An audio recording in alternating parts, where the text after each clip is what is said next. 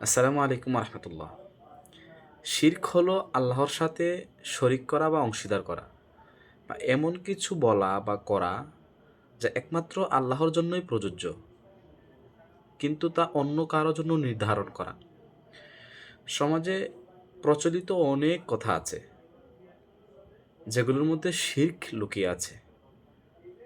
আজ আমরা প্রচলিত 10টি শিরকি কথা তুলে ধরার চেষ্টা করব ইনশাআল্লাহ। নাম্বার 1, আপনি যদি এখন না আসতেন তাহলে আমাকে বাঁচানোর জন্য কেউই ছিল না। শিরক। নাম্বার 2, আজকে যেইভাবে গাড়ি অ্যাক্সিডেন্ট করেছিলাম, যদি মাথায় হেলমেট না থাকতো তাহলে মাথাটা জায়গায় শেষ। শিরক। নাম্বার 3, আপনি আসছেন, আপনাকে নিয়ে কথা বলছিলাম, আপনার হায়াত আছে। শিরক। নাম্বার 4, ডাক্তারটা ভালো ছিল, না হয় আমার বাবাকে বাঁচানো যেত না। শিরক। নাম্বার 5, রাস্তা যে খারাপ ছিল, যদি ড্রাইভারটা ভালো না হইতো নির্ঘাত অ্যাক্সিডেন্ট হইতো। শিরক। নাম্বার 6, রাশিতে বিশ্বাস করা। আমার কন্যা রাশি, আমার কন্যা হওয়া থেকে কেউ ঠেকাতে পারবে না। শিরক।